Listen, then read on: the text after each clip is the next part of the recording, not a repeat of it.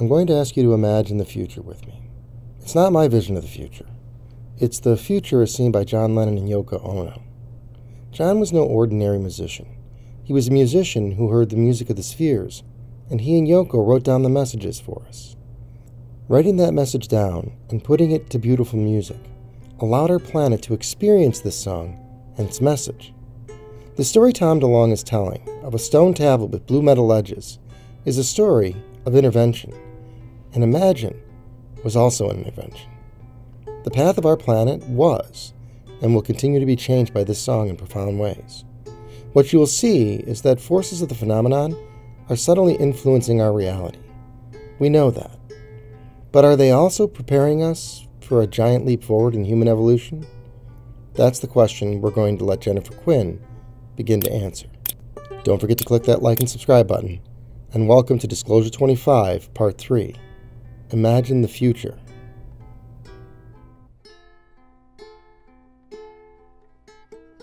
Chapter 67. Jennifer, near Fotinos, Crete, and she wondered if it would not have been better that the tablet they had found there had been lost and forgotten. Long ago, as the humans reckoned it, she thought vaguely, as if she was not really one of them. It had been a gift to humanity. Language, writing, an exponential evolutionary leap forward in culture and technology.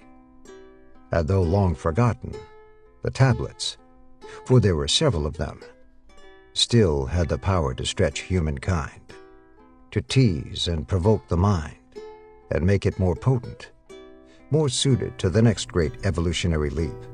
Who or what is Jennifer Quinn? And what does Jennifer Quinn's character represent in terms of the phenomenon? One important way to look at the Jennifer Quinn story is this entry in Peter Levenda's research journal.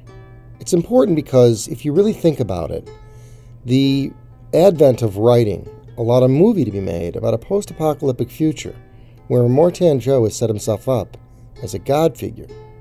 Because of that movie, people can more easily relate to the idea of a cargo cult. The people worship an otherwise equally human person like an immortal god. What Levenda suggests here, and the rest of the page is blank, so we can't be certain, is that there are real immortal forces that we humans have created cargo cults around, and there are real mortal forces that we humans have created cargo cults around. And if I'm not mistaken, we call one religion and the other one government. In the intro to Gods, Man, and War, Tom and Peter chose to include the William Dudley Pelley story, in part perhaps, because it is a story about exposing the cargo cult nature of all religion, as Peter Levenda says. The world we are asked to imagine is one without religion or borders, because we will finally come to the realization that they are control systems. Imagine a world without war and hunger, because access to zero-point energy will allow us to desalinate the oceans and end world poverty. We can keep looking at the lights in the sky and cry about the lies on the ground, but in the end, disclosure is an existential threat to the government, because it means the end of government, and the resumption in America of a mystic governance, with an economy that produces for consumption and not profit, as Manly P. Hall puts it. We can produce enough food to feed the world, and along the way, we're going to clean up our oceans, our waterways, and our land. We will learn to live in balance with our world and plan our trip to the stars. Tom has a dream to build this advanced craft, and we can do this and other things.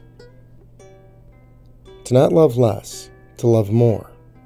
Hold on to that idea and get ready to help spread hope like fire. The writing, you could say, is on the wall.